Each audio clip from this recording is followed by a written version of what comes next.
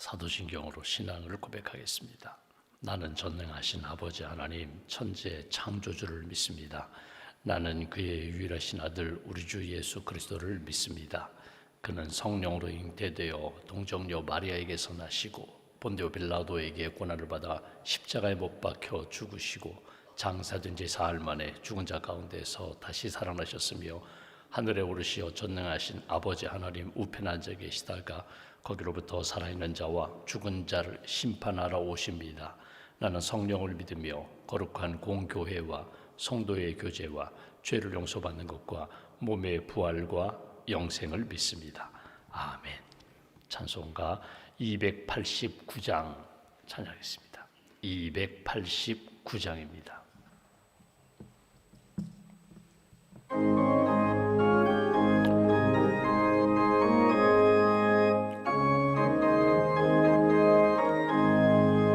주 예수 내 맘에 들어와 계신 후 변하여 새 사람 되고 내가 늘 바라던 참빛을 찾음도 주 예수 내 맘에 오심 주 예수 내 맘에 오심 주 예수 내 맘에 오심 물밀든 내 맘에 기쁨이 넘치문 주 예수 내 맘에 오심 주 예수 내 맘에 들어와 계신 후 망령된 행실을 끊고 머리털보다도 더 많던 내 죄가 눈보다 더 희어졌네 주 예수 내 맘에 오심 주 예수 내 맘에 오심 물밀든 내 맘에 기쁨이 넘치문 주 예수 내 맘에 오심 내 맘에 소망을 든든히 가지문 주 예수 내 맘에 오심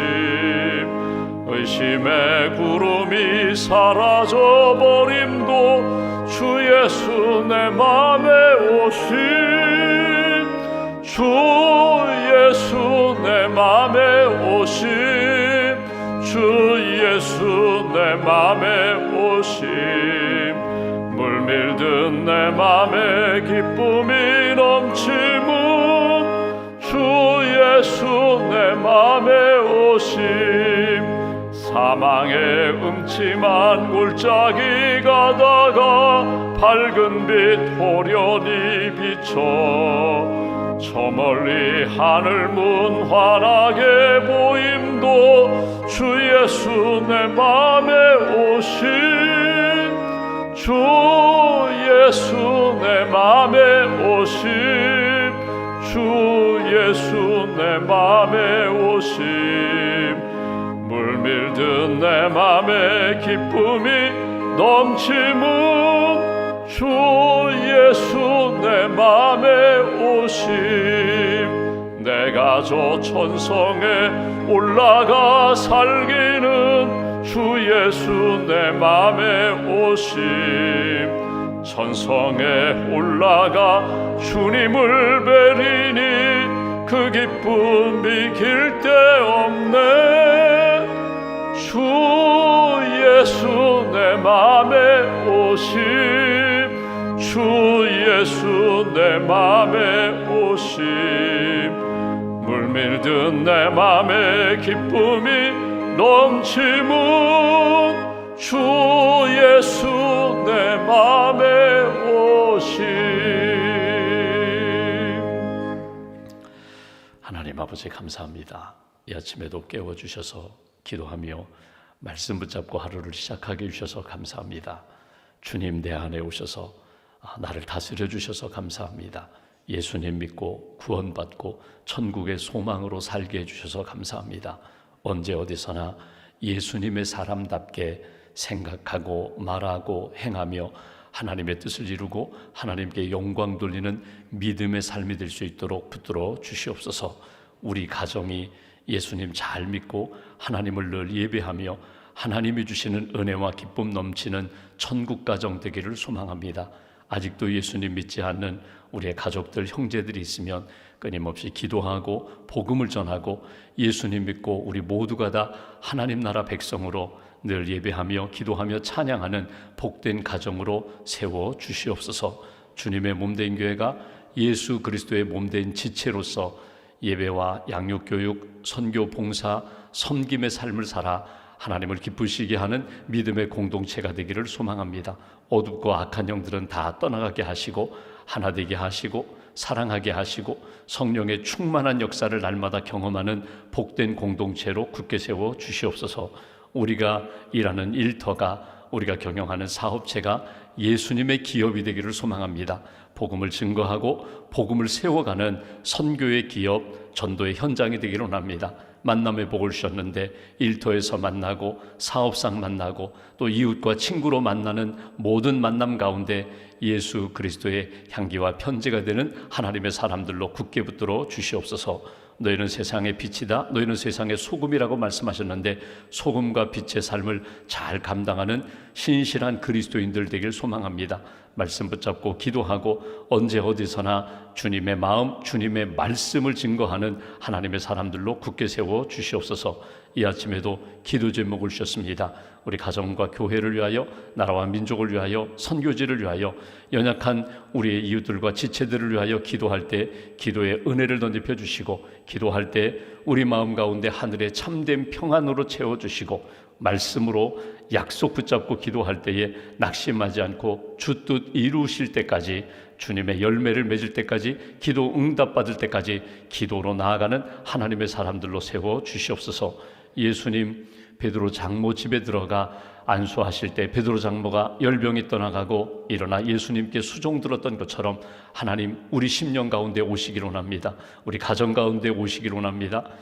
나사로의 그 연약함 일으켜 주시고 하나님 병든 자를 고치시고 사망 권세 이기셨던 주님의 역사가 우리 심령 가운데, 우리 가정 가운데 임하셔서 다시금 회복의 뜨거운 은총을 만날 수 있도록 주님 함께하여 주시옵소서.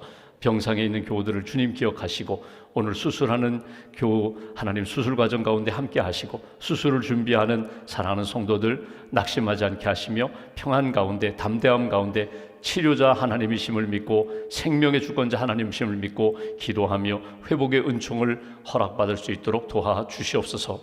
오늘도 하나님 이번 주간에 결정해야 할 문제를 놓고 기도하는 분들이 있습니다. 지혜의 영으로 함께 해주시기를 원합니다. 해야 할 일, 가야 할 길, 또 내려놓아야 할 것이 무엇인지를 분별하게 하시며 영적 분별력을 가지고 하나님 기뻐하시는 길 잘 걷게 도와주시옵소서. 대학 입시를 준비하는 우리 학생들, 자녀들 주님 지혜와 믿음과 건강을 덧입혀 주시고 하나님 지치지 않도록 새 힘을 더하여 주시옵소서. 국가고시를 준비하고 취업시험을 준비하고 결혼을 준비하는 우리 젊은이들 하나님 미래에 하나님이 우리와 함께 하시는 역사를 기억하며 임마누엘 여호와 이레의 신앙으로 준비하며 주님의 은총 가운데 만남의 복도 허락하여 주시고 또 어려운 문제도 풀어주시는 은총을 하나님 허락하여 주시옵소서. 오늘도 믿음과 감사함을 봉헌하오니 기도와 예물을 받으시고 하나님의 기쁨이 되는 복된 심령, 가정, 기업으로 세워 주시옵소서. 한날의 삶을 주님께 온전히 맡깁니다. 기도로 시작하고 기도로 이루어 나가며 기도로 하나님 앞에 영광 돌리는 귀한 날로 지켜주실 줄 믿사오며 예수님의 이름으로 기도하옵나이다. 아멘. 오늘 말씀은 베드로후서 2장 말씀을 보겠습니다. 베드로후서 2장 오늘은 12절부터 16절까지 보겠습니다.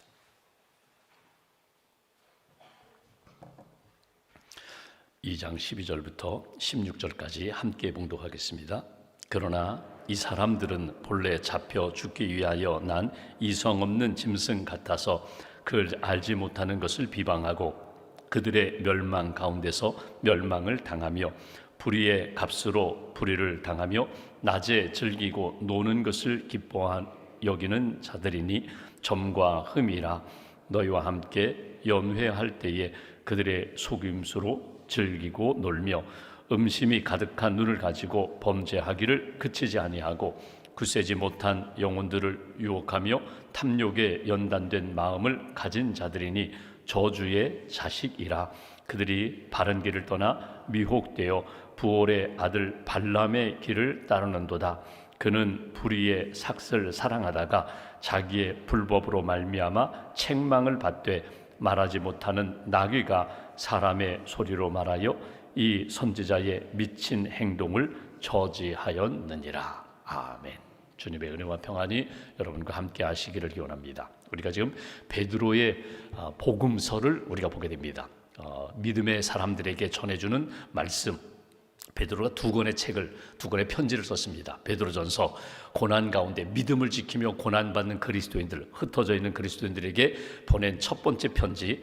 두 번째 편지는 특별히 공동체, 교회 안에 믿음으로 함께 모여 예배드리고 기도하고 신앙생활하는 사람들 가운데 이단 사상이 들어와서 막 그들의 믿음을 파헤치고 흩어버리게 하는 그런 일들, 거짓 선지자, 거짓 교사, 그러니까 거짓 가짜 영적 지도자들이 와서 신앙생활을 잘하는 그런 믿음의 사람들을 자꾸 이렇게 끌어당깁니다. 잘못된 길로 이끌어가는 그런 일들이 초대교회 안에 있었다는 것입니다. 그들을 향하여 권면하는 내용이 오늘 2장 전체의 내용입니다. 베드로 전서 후서를 쭉 읽으면서 한 가지 놀라운 것은, 여러분, 바울은 많이 배웠습니다. 바울은 가말리엘이라는 훌륭한 선생님 밑에서 공부도 했고 또 나름대로 철학적 지식도 있고 복음을 꿰뚫는 구약의 율법에 정통한 자일 뿐만 아니라 예수 그리스도의 십자가의 복음에 대하여 아주 분명하게, 그래서 누구를 만나든지 어느 곳에 가든지 어떤 핍박과 고난이 있든지 모든 것들을 잘 감당하고 영적인 아주 대장이 되어서, 영적인 대장부가 되어서 적어도 복음에 관해서는, 율법에 관해서는 정통한 사람입니다. 그래서 바울 서신을 읽어보면 깜짝 놀랄 만한 그런 마음을 느낍니다. 그러니까 종교의 천재라고 할까요? 복음의 천재라고 할까요? 그래서 기독교가 2000년 이렇게 흘러내려오면서 이 기독교가 될 수 있었던 가장 큰 공헌을 한 사람, 하나님이 쓰신 사람이 누군가 하면 바울입니다. 그건 누구도 부인할 수 없습니다. 복음이 예루살렘에만 머물지 않고 땅끝까지 이방인에게, 그리고 유럽에까지 건너가고 미국 거쳐 우리나라 지금 4개까지 오는 과정 가운데 사도 바울의 그 성경에 담겨있는 바울 서신, 바울이 전하는 예수님의 십자가의 복음이 대단하다. 그런데 베드로는 사실 많이 배운 사람이 아닙니다. 그는 어부 출신입니다. 그런데 오늘 베드로가 전하는 이렇게 말씀을 이렇게 보면서 사도행전에 나오는 베드로의 설교를 읽어보거나 아니면 베드로가 전한 설교를 읽어보거나 이 베드로가 보낸 편지를 보면은, 아니 베드로는 무지한 사람, 무식한 사람이라 이렇게 알고 있었는데 전혀 그렇지가 않아요. 많이 배우지는 않았지만 그가 성령을 받은 다음에 영적인 분별력이 있고 영적인 통찰력이 있고 영적인 안목이 있습니다. 그리고 나아가서 그가 이렇게 표현하는 표현을 보면은 베드로가 상당한 영적 지식을 가지고 사람들을 막 이렇게 흔들어 깨우는, 사람들에게 충격도 주기도 하고 감동을 주기도 하는 그런 메시지의 전달자로서 그가 하나님 앞에 쓰임받은 것을 보게 됩니다. 그런 의미로 볼 때 우리가 하나님 앞에서 우리가 신앙 생활하면서 공부도 많이 하고 성경 공부도 많이 하고 성경에 관련된 지식도 많이 쌓는 것도 필요하지만 더 중요한 것은 무엇인가 하면 성령의 은혜를 받는 것입니다. 성령의 충만함을 받는 것입니다. 그러니까 내 생각이, 내 보는 시선이, 내가 말하는 표현이, 내 마음이, 내 행동이, 내가 섬기고 붙잡는 내 손길이 언제나 성령님과 연결될 때 하나님이 기뻐하시는 역사에 쓰임받는 인생이 된다. 많이 배우고 많이 갖추고 많이 경험했다 할지라도 하나님의 손에 붙들리지 않으면 세상에서는 쓰임받을지 모르지만 적어도 하나님 나라, 하나님의 영광을 위해서는 쓰임받는 인생이 되지 못하는데, 나는 부족하고 연약하지만 그러나 내가 주님 손에만 붙들리면, 주님이 내 안에만 계시면 나는 하나님이 기뻐하시는 선한 역사를 이룰 수가 있다. 여러분, 실력이 뭡니까? 실력이라는 것은 안목입니다. 보는 눈이 있어야 합니다. 장사를 잘하고 돈을 많이 버는 사업가들은요, 그 돈을 벌고 무엇을 해야 내가 사업을 일으킬 수 있고 돈도 벌고 성공할 수 있는지, 사회에 기여할 수 있는지 보는 안목이 있어요. 열심히 평생 공직 생활을 했는데, 직장 생활을 했는데, 공직 생활할 때는 참 잘하셨는데 은퇴한 다음에 나도 한번 사업에 뛰어 들어가 볼까? 그래서 공직 생활할 때는 아주 훌륭한 공직자였는데 나중에 사업 경험이 없습니다. 안목이 없습니다. 그러면 결국은 본인도 힘들고 주변 분들도 힘들어요. 신앙생활도 안목이 필요합니다. 영적인 믿음, 영적인 눈이 필요해요. 그러니까 주님의 마음을 가지고 주님의 시선을 가지고 볼 수 있어야 합니다. 그렇게 믿음의 눈으로 보면은 어떤 일이 일어나는가 하면 영적인 분별력이 생기는 거예요. 선과 악, 하나님의 뜻이 무엇인지, 하나님의 뜻이 아닌 것이 무엇인지, 하나님의 사람인지 아니면 가짜 하나님의 사람인지, 이분이 참 목자인지 가짜인지, 이분이 신실한 사람인지, 이분이 하나님을 위하여 속이 중심이 성령으로 말씀으로 꽉 찬 사람인지, 아니면 이 사람은 그냥 겉만 허우대만 멀쩡한 사람인지 분별력이 생긴다는 거예요. 영적인 안목, 그것은 어떻게 보면 하나님이 우리에게 주신 은혜거든요. 은사거든요. 표현력, 아는 거는 많아요. 표현할 줄 몰라요. 말을 못해요. 쓰지를 못해요. 자기가 알고 있는 것에 대하여 권면도 못해요. 다른 사람을 축복하지도 못해요.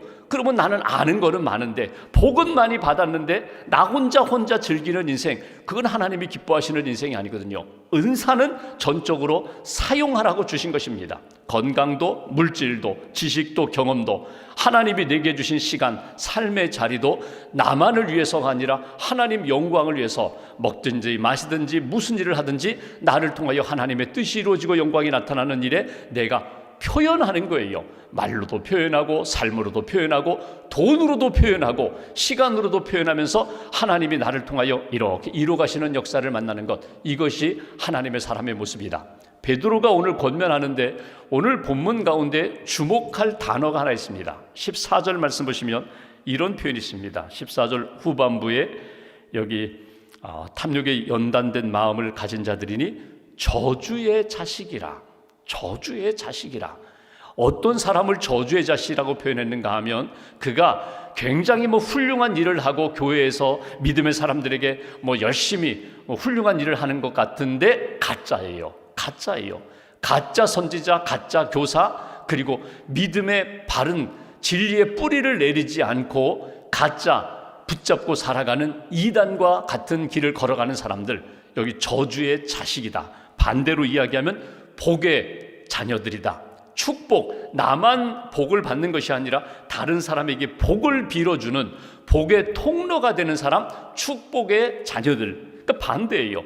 저주의 자식들이 있는가 하면 축복의 자녀들이 있거든요. 내가 지금 어디에 있는가, 내가 무엇을 붙잡고 있는가, 무엇을 보고 있고 무엇을 표현하고 있느냐에 따라서 나도 모르게 저주의 자식의 반열, 그 그룹에 들어갈 수도 있고, 나도 모르게 하나님의 복을 누리며 복을 전달하는 축복의 자녀들이 될 수도 있어요.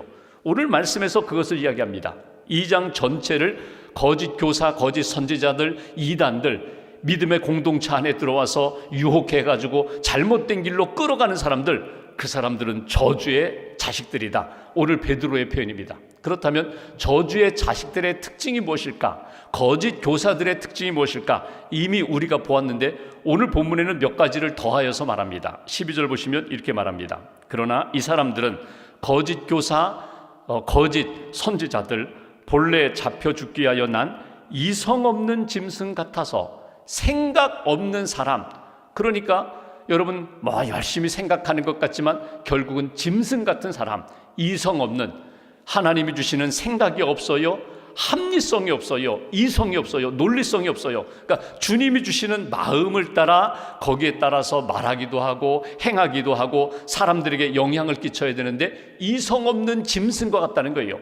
여러분, 짐승이 뭐예요? 본능을 따라 살아가는 그런 존재예요. 그러니까 하나님이 주시는 마음, 영성은 다 빠져나가고 노아의 시대에 죄가 가득한 사람들, 이성 없는 짐승과 같아서 12절 이렇게 표현합니다. 그 알지 못하는 것을 비방하고 그들의 멸망 가운데서 멸망을 당하며. 중요한 표현은 이성 없는 짐승과 같아서 무슨 소리를 내기는 하는데 여기 비방하는, 자기도 알지 못하는 것을 가지고 떠들면서 비방하는 사람들.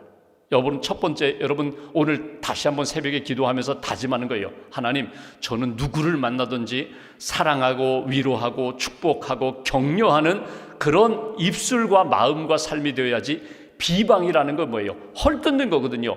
사실이 아닌 것, 알지도 못하고 거짓된 것 가지고 사람들을 깎아내리고 상처 주고 아픔을 주고, 그리고 구덩이에다가 던져버리는 그런 사람들, 거짓 교사들, 거짓 선지자들, 비방하는 사람들, 그런 사람들 된다면 그런 저주의 자식들이다. 오늘 이렇게 얘기하는 거예요.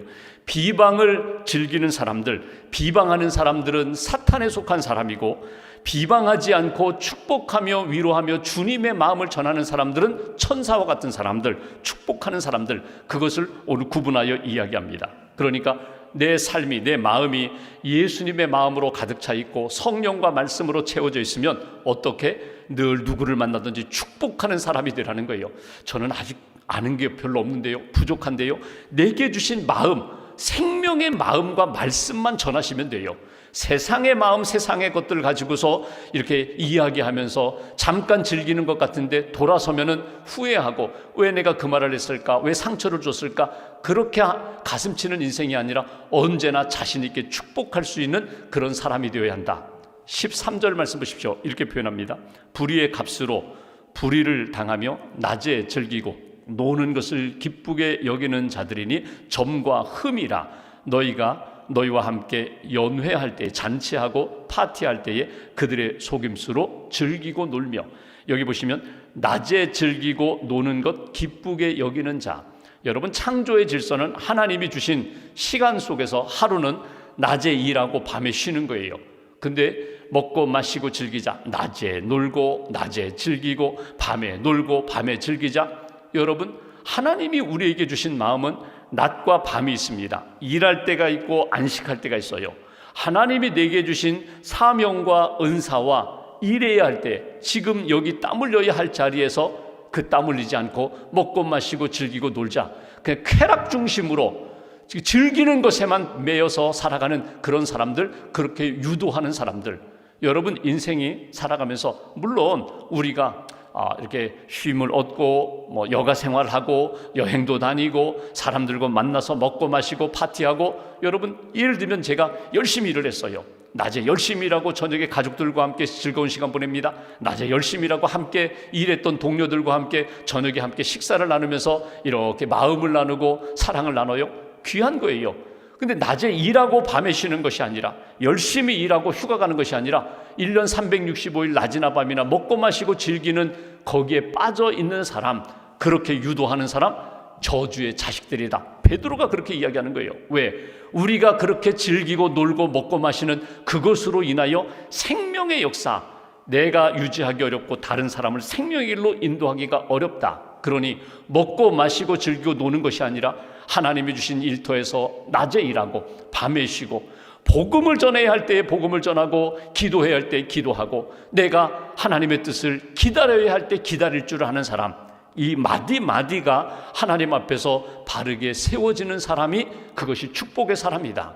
여러분 보십시오. 내가 위로해야 할 때가 있어요. 그냥 아무 말 하지 않고 옆에 앉아 있어야 할 때가 있어요. 기도해야 할 때가 있어요. 만나고 싶어도 오늘은 내가 좀 절제하자, 오늘은 만나지 말자, 내일 만나자.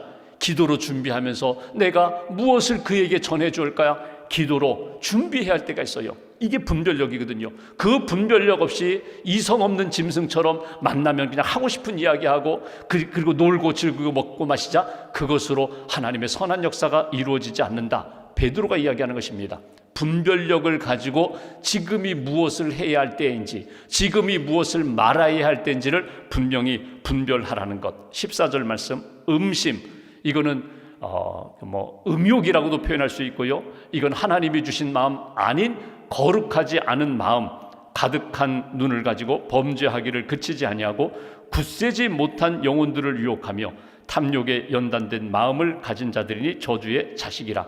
여기 보시면 이런 표현이 나와요. 여기 영혼을 유혹하는 사람들, 굳세지 못한 영혼, 흔들리는 영혼, 뿌리를 온전히 내리지 못한 믿음이 연약한 자들을 끊임없이 유혹하여 잘못된 길로 이끌어가는 사람들, 유혹하는 사람들, 세워주는 사람들이 아니라 무너뜨리고 뽑아버리는 사람들, 그 사람들은 쉽게 말하면 사단의 자식, 이건 저주의 자식들이다. 그러니까 내가 누구를 만나면, 잘 보십시오, 그 사람 만나면 막 다 뿌리채 뽑히는 것 같아요. 내가 좀 중심을 잡았는데 중심을 막 흔들어요. 그 사람 만나면 언제나 낙심이 되고 우울해지고, 그 사람 다시 만나지 말아야지 이런 생각이 드는 그런 사람이 아니라 그분을 만나면 나 믿음 없는 줄 알았는데 믿음이 나는 역시 믿음의 사람이구나. 그 사람 만났더니 위로를 받고 소망을 갖게 하는 그런 사람이 축복의 사람인데, 축복의 사람이 되어야지 뽑아버리는, 흔들어버리는 저주의 사람이 되어서는 안 된다. 이것이 베드로의 권면입니다. 그렇게 말한 다음에 예를 한 가지 들어요. 구약의 민수기 22장에 나오는 이 발람에 대한 이야기를 합니다. 15절 16절 그들이 바른 길을 떠나 미혹되어 부올의 아들 발람의 길을 따르는도다. 그는 불의의 삭슬을 사랑하다가 자기의 불법으로 말미암아 책망을 받되 말하지 못하는 나귀가 사람의 소리로 말하여 이 선지자의 미친 행동을 저지하였느니라. 민수기 22장에 보면은 모압 왕 발락이 발람을 이용합니다. 그러니까 딱 보니까 선지자가 가서 축복하고 선지자가 가서 기도하면 승리하고 선지자가 저주하면은 그냥 망하는 거예요. 전쟁에서 패하는 거예요. 그래서 모압 왕이 어떻게 합니까? 이 발람에게 돈을 주어서 자기를 축복하고 이스라엘을 저주하게 만드는 불의의 삭스로 돈을 받고 물질로 선지자를 가짜로 만들어 버리는 거예요. 여기에 그냥 편승해서 그냥 물질에 눈이 어두워서 저주하고 축복하는, 마땅히 축복해야 할 자리에서 축복하지 않고 축복해야 할 사람이 축복하지 않고 저주하는 그 길로 가는 것, 여기 나귀가 딱 길을 가로막고 이야기하죠. 이 사람아, 짐승이 말하는 거예요. 짐승이 사람에게, 짐승이 하나님의 사람에게 말하는 거예요. 정신 차리라는 거예요. 하나님이 너를 책망하신다. 그래서 이렇게 이 나귀가 그걸 가로막는 그 사건의 예를 듭니다. 말하지 못하는 짐승도 말하게 하시는 하나님, 이성이 없는 짐승도 하나님이 함께 하시면 하나님의 말씀을 전하게 하시는데, 하나님의 은혜를 받고 말씀을 받고 사역한다는 사람이 진짜 선지자가 왜 가짜 선지자가 되느냐? 오늘 그 얘기예요. 여러분, 이 말씀을 나 자신에게 비춰보면요, 내가 오래 신앙생활했는데, 직분도 받았는데, 내가 목사인데, 근데 여러분, 하나님의 영이 떠나면 가짜가 되는 거예요.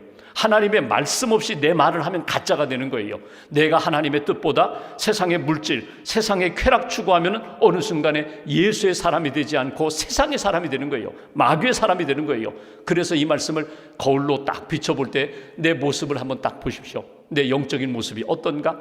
내 사역의 모습이 어떤가? 나는 주로 무슨 말을 많이 하는가? 녹음기 가지고 이렇게 하루 종일 내가 말하는 거 한번 녹음해서 들어보세요. 내가 무슨 말을 하는가? 혼잣말로 무슨 말을 많이 하는가? 사람들을 만나면 자녀들에게 내가 어떤 잔소리를 많이 하는가? 그게 곧 내 신앙의 실제가 된다는 거예요. 하나님 앞에서 저주의 사람이 아니라 하나님이 내게 주신 마음을 가지고 축복하는 사람, 뿌리채 뽑아버리고 흔드는 사람이 아니라 심어주는 사람, 붙들어주는 사람, 견고하게 세워주는 하나님의 사람이 되어야 합니다. 이것이 베드로가 믿음의 공동체 안에게 주시는 권면이며 말씀입니다. 여러분, 가짜가 많은 세상입니다. 여러분, 음식도 진짜가 있고 가짜가 있어요. 진짜가 있고, 그래서 참기름도 참기름, 순참기름, 진짜 참기름이라는 거예요. 이거 진짜, 이거 가짜 깨 아닙니다. 진짜로 만든 이건 기름입니다. 우리가 음식도 비슷해요. 맛도 비슷해요. 근데 진짜 순도가 떨어지면 가짜가 되는 거예요. 이건 100%가 되는데 여러분 한 10%만 가짜 섞으면요, 우리 몸에 해롭거든요. 맛있고 아무리 맛있고 아무리 몸에 좋다고 하지만 거기에 해로운 성분이 들어가면 몸에 해로운 거거든요. 하나님 앞에서 교회도 열심히 다니고 성경도 읽고 신앙생활하는 것 같은데 내 신앙이 잘못된 영에 오염되면, 잘못된 지도자를 따라가며 내 신앙이 약해지면 하나님이 기뻐하시는 역사 이루지 못한다. 하나님, 저는 저주의 사람이 아닙니다. 축복의 사람 되겠습니다. 은혜의 사람 되겠습니다. 오늘도 누구를 만나든지 기도하고 사랑하고 축복하는 믿음의 길 잘 걸어가는 귀한 한 날 되시기를 주님의 이름으로 기원합니다. 기도하겠습니다. 말씀 붙잡고 기도합니다. 베드로후서 말씀을 통하여 나 자신을 다시 한번 돌아보게 하시니 감사합니다. 생각하는 것, 말하는 것, 행하는 것, 보는 것, 듣는 것 다 주님의 은혜 가운데 바로 듣고 보면서 생명의 삶 살아가게 도와달라고, 축복의 자녀들 되게 해달라고, 누구를 만나든지 기도하며 주의 복음을 증거하고 세워주는 사람 되게 해달라고, 오늘 하루도 주의 은혜 가운데 복된 날 되게 해달라고 말씀 붙잡고 함께 기도하겠습니다.